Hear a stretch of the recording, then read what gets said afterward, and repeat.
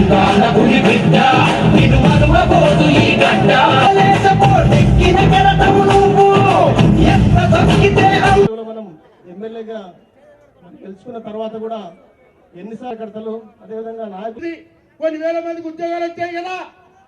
మిర్యాలగూడలో ఉంది ఆయన కంపెనీ.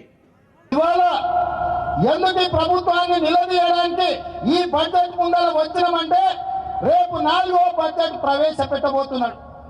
కనీసం ఈ 4వ బడ్జెట్లోనైనా పేదవాళ్ళ కోసం ఆలోచన చేయమని ప్రభుత్వం మీద ఒత్తిడి చేయడానికి ఇవాళ కొల్లాపూర్ నుంచి ఈ ప్రజాపోరును మొదలు పెట్టినాం.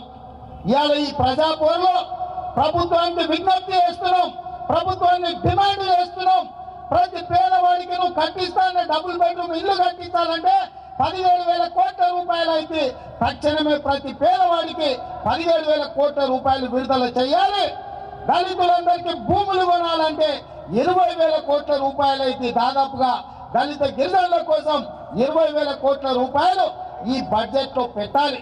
అదే విధంగా మీరు మైనారిటీలకు, గిరిజనులకు, వికలాంగులకు రిజర్వేషన్లు ఆలస్యమైతే నువ్వు అన్ని ఉద్యోగాలు భర్తీ చేస్తా అంటున్నావు. ఉద్యోగాలు భర్తీ చేసినాక రిజర్వేషన్లు నెత్తి మీద కొట్టుకోనికనా? ఏం చేసుకోవాలి రిజర్వేషన్ ఇస్తే? కాబట్టి ఇవాళ పేదవాళ్ళకి ఇస్తానే రిజర్వేషన్లు అమలు చేయాలి.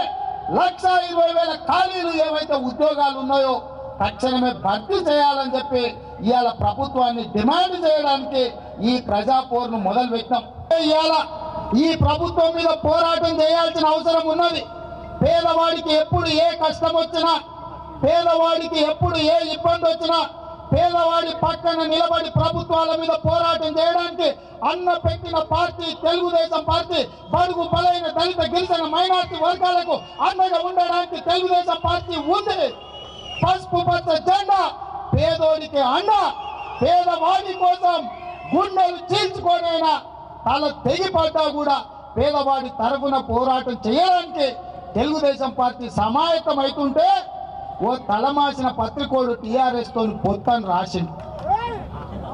వాడేమో మాట సాయం చేస్తాడు, వీడేమో వానికి మూట సాయం చేస్తాడు. ఎవడన్నా బుద్ధున్నోడు, ఎవడన్నా మనిషి అన్నోడు కేసీఆర్ తోని పొత్తు పెట్టుకుంటారా?